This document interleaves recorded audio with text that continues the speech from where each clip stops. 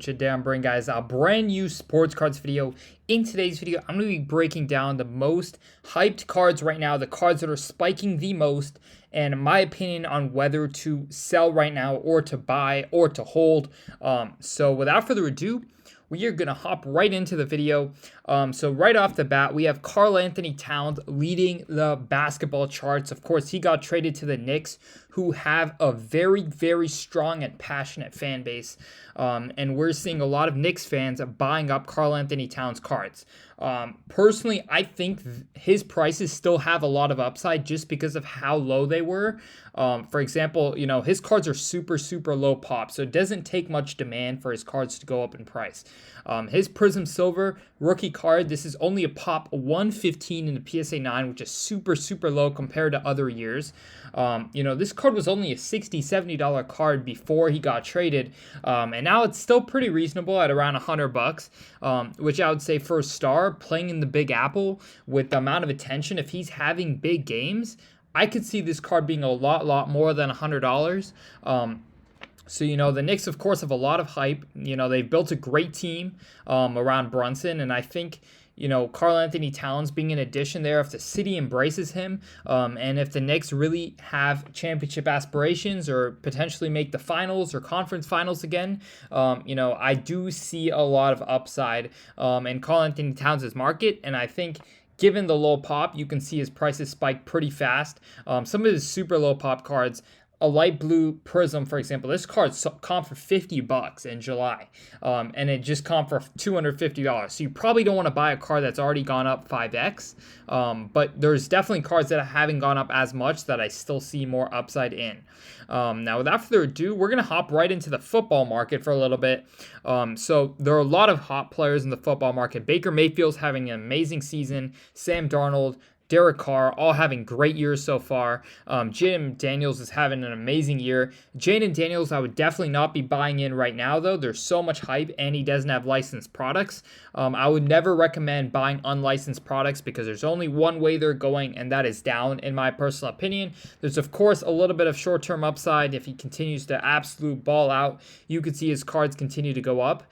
But I just think people are being desperate and want to invest in him because of how good he is, but there's not many great investment opportunities. So a lot of people are going towards, those C tier, D tier cards.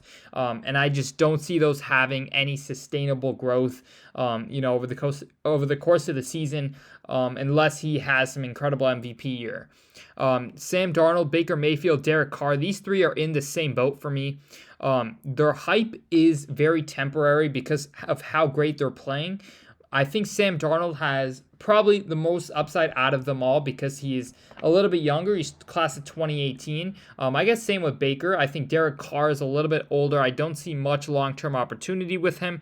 His long-term upside just isn't quite there, and so I don't think a lot of investors are going to be buying into his hype in the short term. I do think the Sam Darnold hype could be sustainable a little bit, but I eventually see it dying down unless the Vikings go on and do something crazy like make the Super Bowl.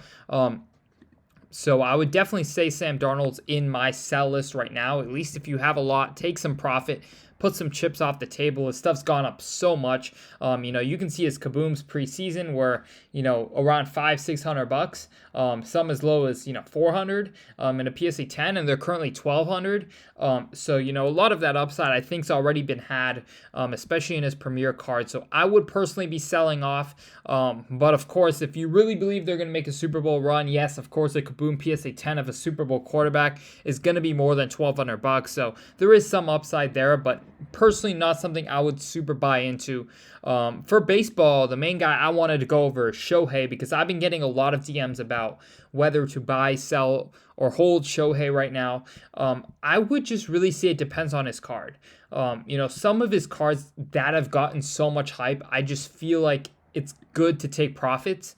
And Shohei, of course, I don't think the Dodgers have done much, or they haven't really done too much in the playoffs. They're known to not have the best playoff performances, of course, besides that one World Series that they won pretty recently. But overall, I do think Shohei, is going to have amazing long-term upside. However, I do think the hype is so high right now that if they do get bounced in the playoffs, whether to the Padres or whether next round to the Phillies or Mets. I just think overall his cards are going to cool down in the offseason, at least for the start of the offseason, because of how hot they are right now. So I just think it's really a bet that you're placing. It's like placing a bet on the Dodgers, to make the World Series. It's just like, if it happens, you're a genius. If not, then you're going to suffer, pretty decent losses. So I would say you can't go wrong long term. If you're thinking more short term flipping opportunities, I would say right now is a great time to flip his cards. In the basketball market, of course, leading into the year, there's so many hot players. Mitchell's cards are doing well right now. Maxi's cards are doing great. Sengun's doing great. Brunson's doing great. Whitmore's doing great. I just think it's really a matter of who you believe in. I'm personally not the biggest fan of holding into the season just because if you don't know what risk you're taking, injuries, of course, a player doesn't pan out how you think they could. I just think you want to go for those guys who have a little bit less downside but the same amount of upside. And so you look at guys like Kevin Durant, LeBron, Steph. These guys could be injured all year and their cards are still going to be fine. But there is that upside if they do play well. So I'm looking at those type of guys who I think are low risk but still have some good reward in them. So I think that's why we're seeing guys like Durant, Curry, and LeBron having a pretty strong offseason for card prices. But yeah, I would definitely say if you're making good money, never get greedy. I would definitely be taking your profits as you go on. A lot of these players' cards have gone up tremendous amounts and are going up on a daily basis by so much.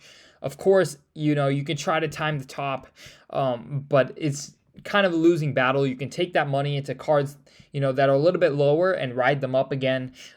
So I look at guys like Luka. For some reason, his cards are kind of a little bit stagnant recently. I think he could have, if he starts the season off hot, I think his cards could have some upside. There's just a lot of players who I think have a lot more room to grow than these guys who are already up 40, 50, 60% on their top cards, such as Darnold, Daniels, Carl Towns, all these guys. You could see more upside, but I would say overall it's good to always take your profits. Another little fun card is Mark Jackson. As you guys know, there's a documentary, that came out about.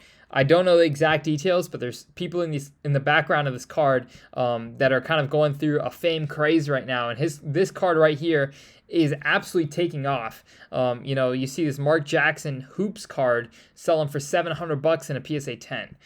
So this would definitely be a card I would take your profit on if you have. It's just the peak of the hype. Sell that card, move on.